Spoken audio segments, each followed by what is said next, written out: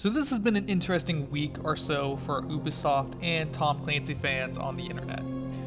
For those out of the loop, Ubisoft announced a new game in the Tom Clancy franchise, XDefiant.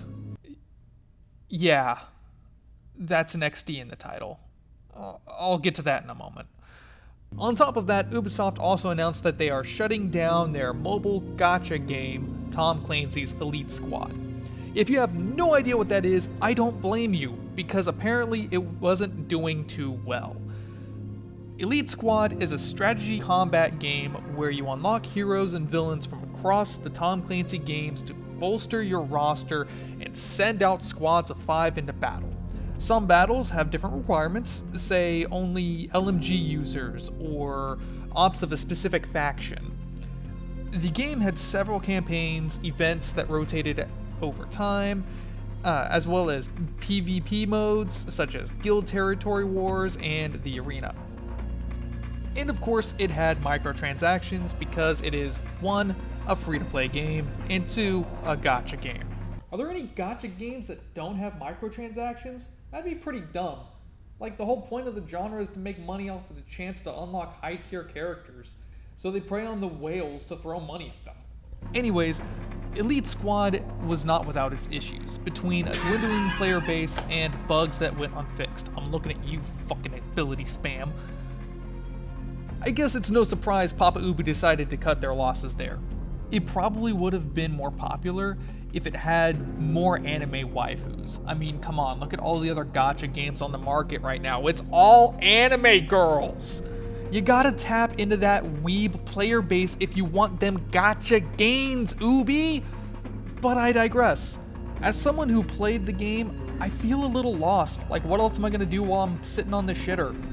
Of course, the other players are not happy about it either. Don't mess with us Tom Clancy Elite Squad players. There's like 7 of us and we'll get very upset. But that's only a smaller, no, portion of the Tom Clancy fan base that Ubisoft pissed off this past week. As I mentioned at the beginning of the video, Ubi announced Tom Clancy's XDefiant, a new arena shooter that uses factions from the other Tom Clancy games as classes in a fast-paced, free-to-play shooter. This has made a lot of people very angry and been widely regarded as a bad move. Now I'll admit, the game could be fun. I mean, I do like my arena shooters, but I can point out one of the biggest issues that everyone has with it, and it's right there in the title. No, not the XD. Okay, it's sort of the XD. It's like, that's a fucking terrible name, guys. Who the fuck thought of this? But no, that's not the biggest problem. It's this. Tom Clancy.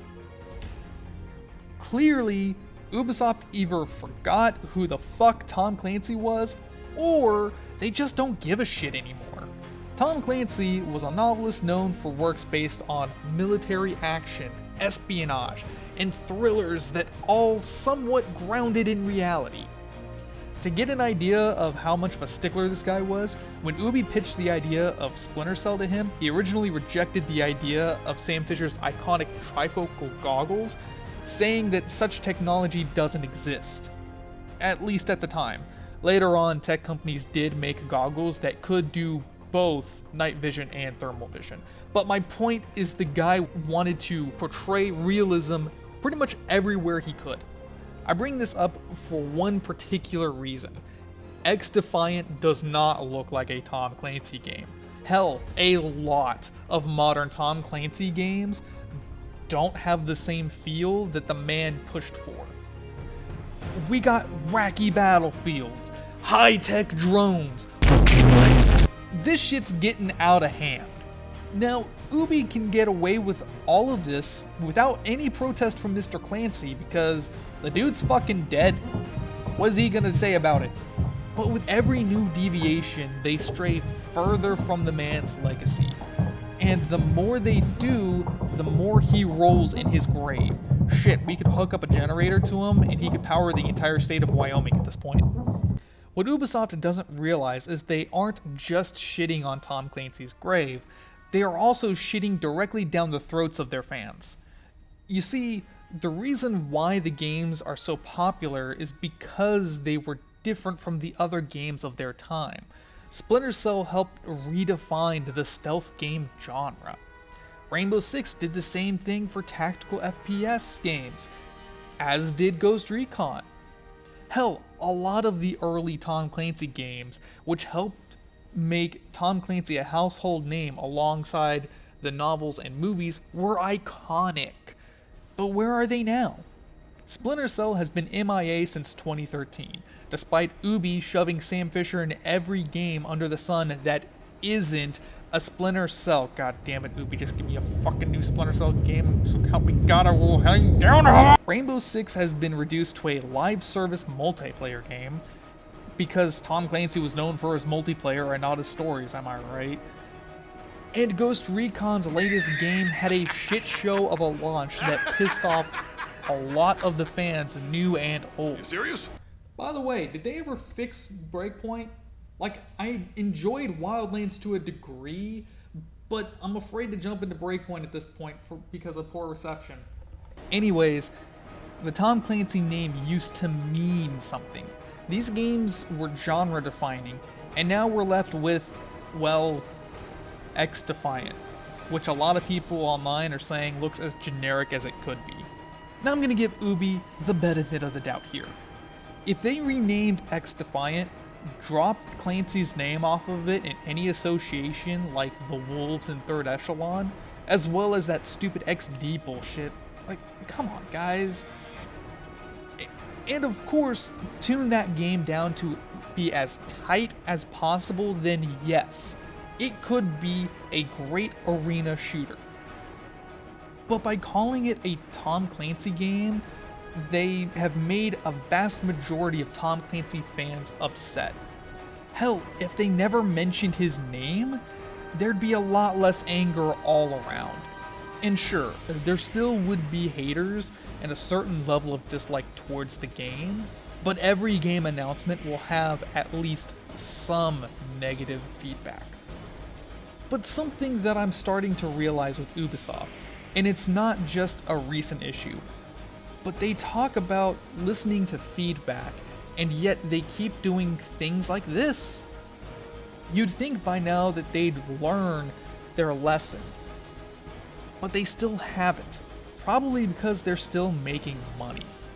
Every day I see some negative posts on the Siege subreddit, but of course the game is still thriving, and thus making money for Papa Ubi. So why change that? What about Ghost Recon Breakpoint?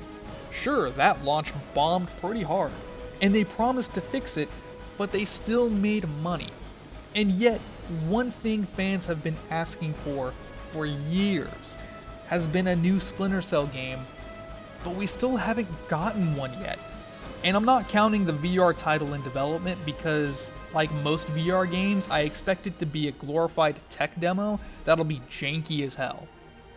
This is probably because Ubi hasn't found a way to turn the franchise into a 10-year live service with loot boxes and skins. And you know what? I'll throw you a bone, Ubi. Listen close because I got a multi-million-dollar deal for you here. Splinter Cell Remastered Collection. Hear me out. You know the fans want more Splinter Cell, yet you've gone on record saying you don't know what to do with the series just yet and want to do the series proper. Your fans are upset with the current state of the Tom Clancy games, as well as a lack of Splinter Cell in the past 8 years. So if you do a remastered collection of the games, we're talking instant success. How do I know this will be a success for you? Easy. Look at Master Chief Collection. Look at Spyro Reignited Trilogy. Look at Crash Bandicoot Insane Trilogy. There are tons of remastered collections of classic games. Hell, even re-releases and HD ports like Super Mario 3D All-Stars. Shit, start taking notes from Nintendo. They are the kings of re-releasing a game, and people buy it for the 7th time for nostalgia reasons. Nostalgia reasons. People want Splinter Cell, then give it to them in the form of a remastered collection. I say this instead of a new sequel for multiple reasons. One, you won't make fans nearly as upset because it's both a return to form as well as everything they want in a Splinter Cell game. Two, you'll be playing right in the nostalgia factor. And three, the games are old enough that it's becoming increasingly difficult to play them unless you hunt down old copies.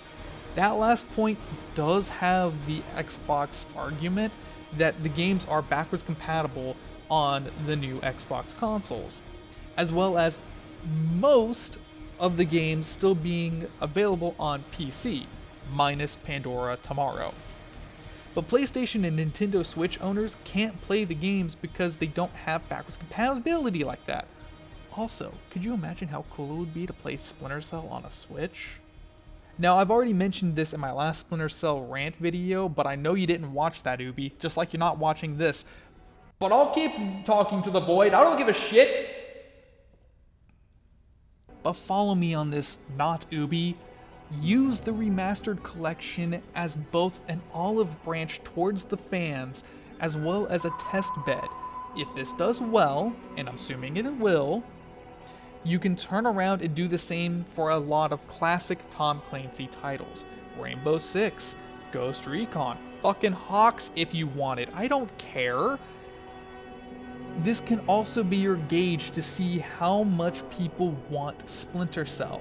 If you're worried people don't want a new game in the series, then put out a collection and see the sales. If the sales do as well as we all hope, then you can justify a new entry to the series, even if it's the last time we play as Sam Fisher. He's like, what, 100 now? Anyways, I'll even throw you a second bone, Ubi. You clearly want longevity, and you do so with open world games and live services. While I am adamant that Splinter Cell should not be an open world game, nor should it be a live service, think about a standalone Spies vs. Mercs mode. Maybe it's bundled in the Remastered collection. That's your decision, but the Splinter Cell fans adore Spies vs. Mercenaries. It was a unique attack-defend game type that no other big-name title ever replicated. You see how well Siege has done for you? Imagine if gameplay-wise there was something similar in the Splinter Cell universe. Of course, you need to not fuck that up with silly bullshit like bright weapon skins and crazy cosmetics. This is still a stealth game, of course, and you don't want to piss off your fan base more than you already have. But hear me out. You put out a Spies vs. Mercs game mode, have consistent updates with new maps, new gadgets, new gear, some cosmetics, but nothing too flashy. Keep it simple, no need to be flashy. Maybe some character skins like Archer Orchestral. And I bet people will come and play it. You could put in a battle pass system, but like a Halo Infinite style one, none of that FOMO bullshit like in Siege. And there you go, you rake in the money, so long as you don't fuck it up and the game is still balanced. Anyways, that's my thoughts on the subject matter. I'm like many others that I'm sad to see what has become of the Tom Clancy franchise. From the classic greats such as Splinter Cell Chaos Theory and Rainbow Six Vegas to modern disappointments like Ghost Recon Breakpoint and XDefiant. I hope to see some sort of change in Ubisoft at some point, because if they keep going down this path, they will lose fans and what little faith people have left in them, and in turn start to lose the income they so desperately chase through shitty schemes like live services.